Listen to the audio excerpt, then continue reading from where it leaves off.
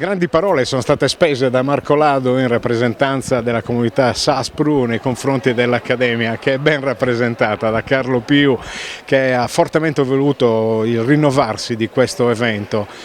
Solidarietà e sport, solidarietà per l'inclusione, per il recupero, davvero meritorio. Bravi!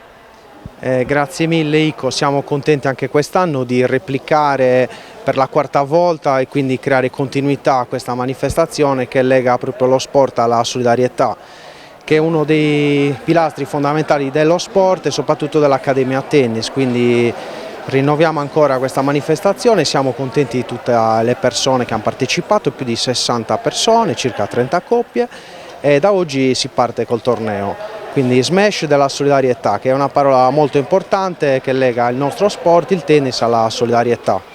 E non solo, perché poi si sono susseguite quelle che sono le varie fasi, cioè è cresciuta un'amicizia, è cresciuta una collaborazione, il rispetto, e questa la dice lunga su quella che è la bontà anche del vostro progetto.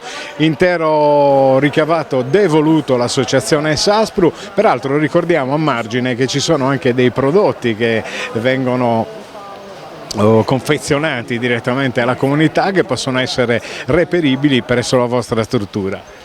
Sì, strutturiamo la manifestazione in questo modo, con una parte sportiva che è quella del torneo e poi una parte dedicata alla vendita di tutti i prodotti della comunità di Saspru, il quale sempre appunto ricavato e si dà completamente devoluto all'associazione.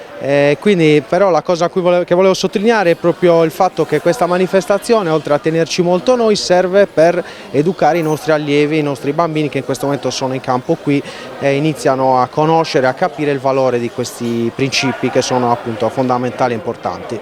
Principi di vita, principi che dettano chiaramente le regole dello sport ma anche della convivenza, e questo davvero è importantissimo. Buon lavoro, noi seguiremo naturalmente perché ci fa piacere essere presenti a sottolineare queste manifestazioni che vanno al di là del semplice smash, come si direbbe in gergo, no?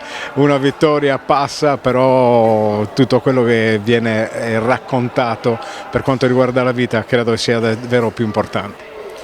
Sì, sono parole importanti e stai descrivendo benissimo tutto quello che noi insegnanti di sport dobbiamo trasmettere ai nostri allievi, che prima di diventare Sinner, Berrettini, Musetti devono essere persone educate e avere dei valori fondamentali. Poi si cresce anche come tennisti, però prima come persone. Sì, sono d'accordo con te. Grazie mille. Grazie Ico, a presto, arrivederci.